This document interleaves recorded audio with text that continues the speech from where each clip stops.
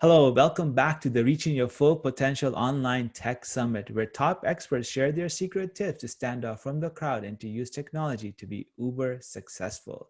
Today, I am honored to have Tami Wloch from SC Marketing with me today.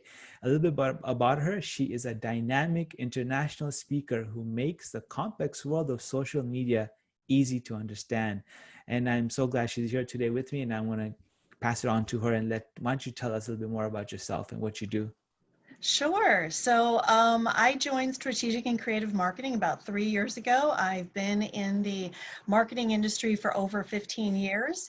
My specialty is digital and social media. So as part of strategic and creative marketing, my department handles everything from setting up social platforms to building them out to SEO, fixing websites, building new websites. And then the other part of our company, which Susan runs, offers full service marketing. The company's been around for 16 years. We've had many Fortune 500 clients such as Office Max, Sears, Regal Cinemas. And so we also offer employment branding, recruitment marketing, PR, print, email funnels, so pretty much everything you'd need. And our specialty is writing strategy and plan for new businesses. Sometimes it's hard when you start out. You don't exactly know who your customer is. So we kind of walk people through that process to determine who's the customer and how we're going to talk to them, and then what's the best way to reach them. Right. No, that's great. That's a pretty good bio for sure. Obviously you're in the digital world, this is all about how do you kind of reach your full potential online. So why don't you tell us a little bit about your journey, specifically your journey, and how you've kind of reached where you are today online? Yeah, so obviously digital changes, sometimes in a day you'll have a major change. But since I've been in the industry so long, I've been through a lot of interesting things. Quite honestly, when I first got in it, we were building websites in DOS. There wasn't a whole lot of help out there. When we started running email campaigns, it was great because no one was running them. No one knew how to use email platforms. So I've kind of, come along in this process and watched all these amazing changes. And a lot of things have gotten easier, but a lot of things have gotten a lot more complicated. Specifically in the social world, it used to be, 8, 9 years ago, your goal was to get followers. You want to get followers on that page. And then every time you posted something, if you had 1,000 followers, they would all see what you were posting. And that kind of came to an abrupt halt about 3 years ago. And we saw a dramatic change that the platforms now were built out enough that they really wanted to monetize. So now they want you to pay to reach people. You don't get to reach them for free. So we immediately saw like a stifling that if you posted something organically, which just means free on your own page, only about 3% of your followers would actually ever see it. So we quickly pivoted. We did a lot of research, found a great artificial intelligence program. It's an AI program, so it actually learns as we go along with our customers. And so we were able to, jump to an entirely new method of reaching brand new people, narrowing the audiences, and then targeting the message so that the right person in the right audience is going to see it wherever they are online. We end up actually reaching about 47,000 platforms online every time we run a campaign. That's pretty amazing. Yeah, you're right. I think definitely as the followers, you're right, definitely, because you could have 10,000 followers and you're only reaching such a small percentage. But based on that though, like, have you seen, based on your experience and what you work with, do you use additional ad space to sort of boost your posts, for example, or use any sort of revenues, or do you primarily focus on more organic growth on that part? No. So although when we take on a client, our campaigns that we run, we do post them organically, because organic is still important, because when someone's going to decide to use your product or service nowadays, they look about 8 to 10 places online to learn about your company. So they're going to visit your Facebook page, they're going to visit your LinkedIn page, and you've got to have them built out so that you look like a real company and it talks about your products and services. So we do offer that. We also encourage our clients to post organically on a regular basis. Mm-hmm. And we kind of give them classes on how to do that. But we really focus on the paid campaigns. And that's where that AI program comes in, because if you go in to do a boost, it's fine that you can use a relatively small amount of money, but pretty much your only goal is to say, I want these people to see it. And then it just goes out to those people. The nice difference with the AI campaigns is that you can say, okay, I wanted to go to these people, but since I want them to watch a video, AI person Mhm. find within that group people who are more likely to watch videos or people who are more likely to click to your website. So you really get that second step that really encourages engagement. And that's kind of what you should go by. Quite honestly, any newbie can pay enough money to get 1,000 views on a post, but it doesn't mean it's going to be the right 1,000 people. Right. The way you can really tell is if people are engaging, if they're liking or clicking or commenting, of course, if they're buying your product. So that's the engagement part, and that's what we really focus on. We usually, well, just to give you an idea too, typical engagement on social is 0.05%, because when you're on, you're constantly bombarded by messages. Most people scroll past them. So we've been really lucky enough. I'm actually on advisory panels for Facebook. So we are on the cutting edge of what happens. So we're able to write campaigns that usually get anywhere from 1 to 93% engagement. So that's a big Wow. difference. That's amazing. And you mentioned some interesting point right there about having your presence on LinkedIn and Facebook to have your proper pages set up. Can you elaborate a bit more on that? Because obviously, looking online, you see a lot of times, sometimes people will have their pages, but they may not be as effective, or could you just be like, they won't even have a page, right? So. Yeah, that's a big mistake that new owners of businesses or even growing businesses, they either set it up once and then they walk away from it. So, somebody looks and there's a post from 2017 and nothing since then. It is really important that you set up your pages correctly. That is one thing that we usually do for our clients when they come in. Part of their discovery and their setup is we do a complete overhaul of their pages to make sure they're set up correctly, they're not missing information. Here's a great tip for people who do have their Facebook page set up. One of the things that Facebook judges you on is how quickly you respond to messages. And, people will message you at 2 a.m. So you're obviously going to have some time. If you go into your settings, you can set an automated response and it'll go out right away and say, hey, thanks for reaching us. We'll get back to you as soon as we can. And then that sets that clock from going. So that's a really good thing to do if you have a page set up. But you want to make sure you have the basics. You want your address, your phone number.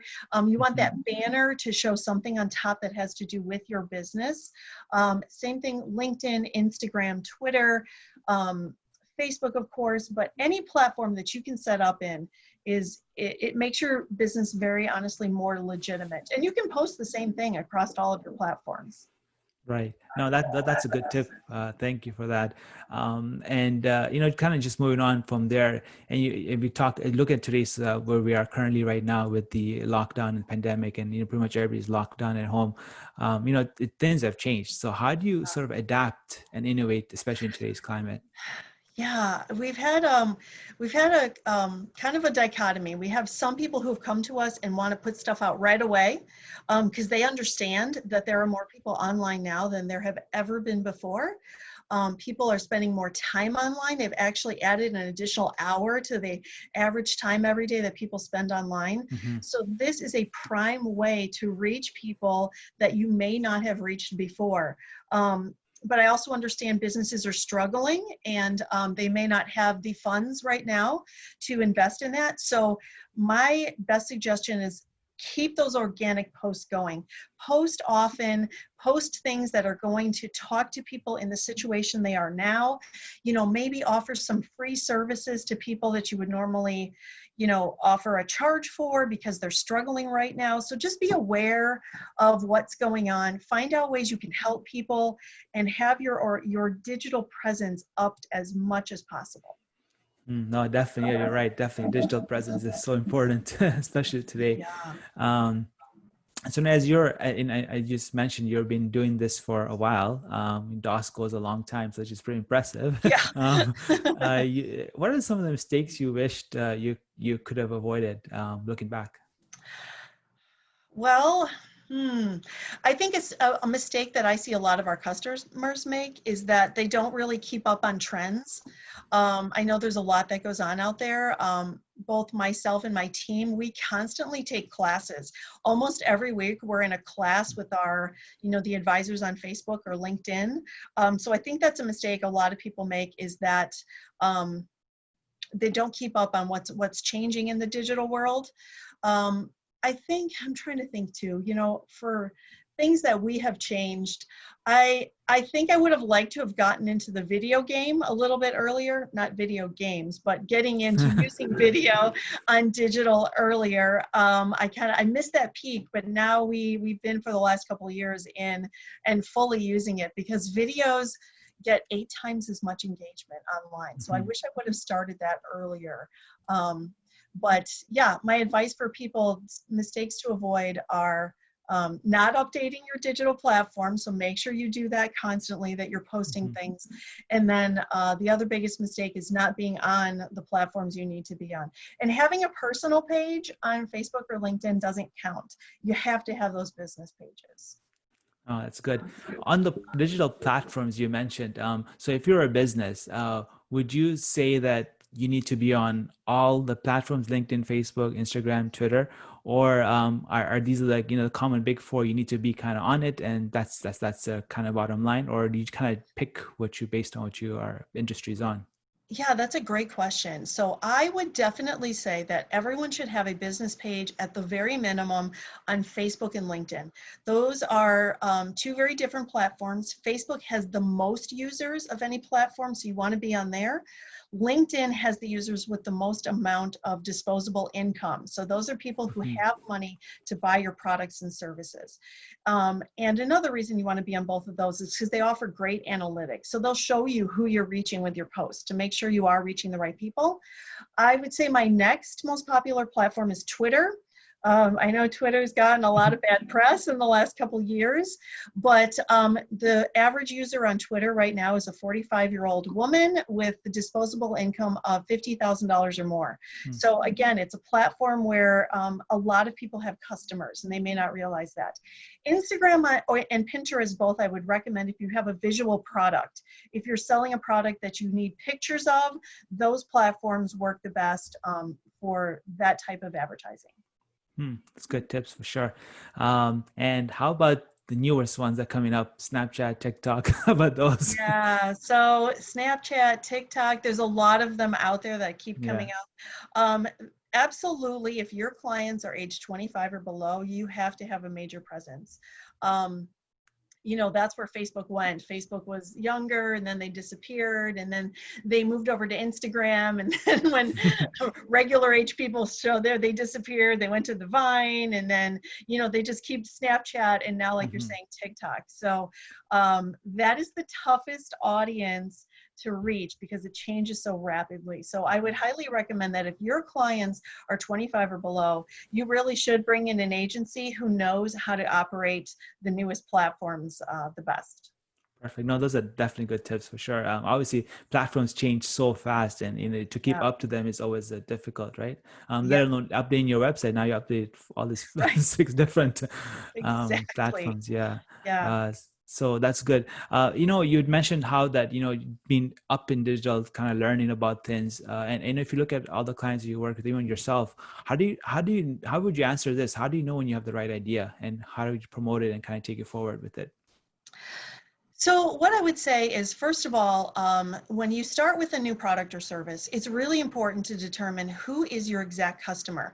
And I really hate the answer when I ask people, who's your customer? Oh, everybody can be my customer. No, no, no. When I ask that question, I mean, who is going to spend their money with you? I mean, you can get anybody to buy a product, but who are going to be the people who spend the most money with you? Because that's, especially when you're new, I mean, go for that low hanging fruit, right? Go for the people. If you are, if you have a customized gym shoe for basketball, then you better be talking to 15 to 20-year-olds who like basketball. If you have a new baby product that's coming out, you better be targeting moms in a certain age group who have this many kids. So that's the first thing that's really important, is to figure out who your target market is. Because I think a lot of times people don't realize that. So they put up their product, they cast a wide net, and then they're not really getting any engagement. And it's a lot of times it's not that your product isn't good, it's because you're talking to the wrong people. So once you get a really good audience, and then if you aren't getting engagement, I would say then maybe you might want to rethink your product.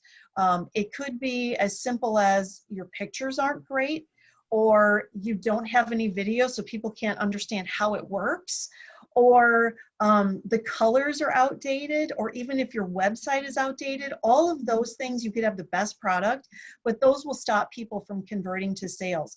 But if you're pretty sure that, you know, all of that stuff is good and it's up to date, then you may want to rethink the product or service, and it may just be something that there isn't enough demand for yet. That's good. You mentioned about engagement, and you know something that I've seen online a lot is like the length of posts. So when you're posting something, you said, you know, do organic posts and everything. What's your recommendation on the length of the post? How long should each one be? And I guess depends on the platform. Obviously, Twitter is only 140 characters, right? So, but what would you recommend? What's your advice on that? So my advice is, don't explain things on social. You should explain things on your website. So the reason I say that is also because you need your social to drive people back to your website. Most people are not going to convert and purchase on social. They might, and if you have a great pop-up box that they can purchase from, they might, but they're much more likely to purchase if you get them over to your website. So what you really should be doing is not selling on social. You should be creating a blog for everything that you want to talk about. So let's say, and again, let me tell you too, that online, you need to operate by the 80-20 rule. So 80% of the time, you're giving people great information, and only 20% of the time are you asking for a sale. So let's say you read an article and it was great, and it was about, you know, how to set up a living will. So instead of the mistake that most people make is they go to their business page and they say, I just read this great article, here's a link. The bad thing about that is they want that information and they click over to the link, but now they're gone, right? Now they're surfing and they're off of your platform and they're not going to make a sale. The better idea is to write a summary of that on a blog on your website, then use your social and say, hey, you know, times are kind of crazy right now. Do you have a living will in place? How can this benefit you? Here's some great tips for how to do this. And then when they click, they end up on your website. And that's where they should find the information and be able to surf around. Oh, that's a good tip. I'm sure maybe you can apply on. We're almost coming near the end, and I have just a few more questions I have for you. You know, being in, obviously as a director, that you're dealing with social and digital and so forth, and obviously with the experience that you've had, how can one be a good leader? I think the hardest thing for me, being a leader, is to let people do what they're good at. It takes me a little bit of time to trust that the person can produce the results that I'm looking for. But you really, I think that's a problem for a lot of business owners, because a lot of business owners, you know, you got to have that drive to start a business. And so I think a lot of people want to, you know, keep their hands in everything. But as you grow, you really have got to not do that. You need to be able to turn over some of the day-to-day stuff to people you trust. So my recommendation is make sure you and your staff are training all the time. You know, if it's something you need them to learn, do a video training session for them, or send them links for stuff where they can learn. And then, you know, at the beginning, have them send the work to you before you send it on to the client. But there does come a point, you know, after a couple months, once you're seeing that it's all good, you've got to just let your team do what they're good at and why you hired them. And that's tough for me for a leader. But I have to say, I have an amazing team, and sometimes I am in awe of what they create. I shouldn't say sometimes, most of the time, because I've let them kind of grow, and they've just done a great job. So I think that's a tough thing for a leader, but you got to do it. No, thank you. Thank you for that advice. You've given us a lot of tips today. And if I ask you for one last tip, what is one tip you can share with us today that if you implement today to have success? Yep. So I think one of the biggest things people miss when they start their business platforms is that giant banner that's at the top. Either people put nothing up there, which is horrible, or they take the time and they put something nice up there, but it's missing their contact information. So the thing you want to remember online is that you have 3 seconds to get people to contact you. So if you have a great banner and they click over there and it intrigues them, make sure they can get a hold of you. So put your phone number or your website right in that banner, and then use that, change it out always, because that's basically free advertising on these platforms. No one pays to change their own banner. So change it out with specials you're having, or introduce a new product or service. So use those banners as free advertising. Definitely a good tip for sure. Is there anything else you would like to add before we finish? Well, the one thing is that I would like to kind of give your viewers a leg up on getting their social platforms to be what they should be. So we offer a social media audit, and it's a very lengthy process. So we learn a lot about your business, and then we go in and we look at your Facebook, your LinkedIn, and your Twitter business profiles, and we give you specific suggestions on what you need to change to convert more people to sales. You get a written report that's anywhere from 8 to 20 pages, and you get an hour one-on-one session where we Nice. walk you through everything we wrote. So you can absolutely do it yourself. And normally we charge $550, but I'm going to go ahead and put a blog up on our website that'll be $197. So people can get that leg up right away and start making more sales through social. Thank you for that offer. That's really generous of you. And what we'll do is we'll put a link, and I'll get the link from you. We'll put the link from Yeah, that on the that thing, sounds great. on Yeah, the and if site they as need well. to get to our website, it's just scmarketinginc.com. That's how you get to Perfect. us. Thank you again so much. It was actually, very valuable insight. A lot of tips that you shared. I'm sure a lot of our listeners will be able to incorporate and go Yes. forth with that. And thank you again so much for your time. Yeah, thanks for having me. Thanks.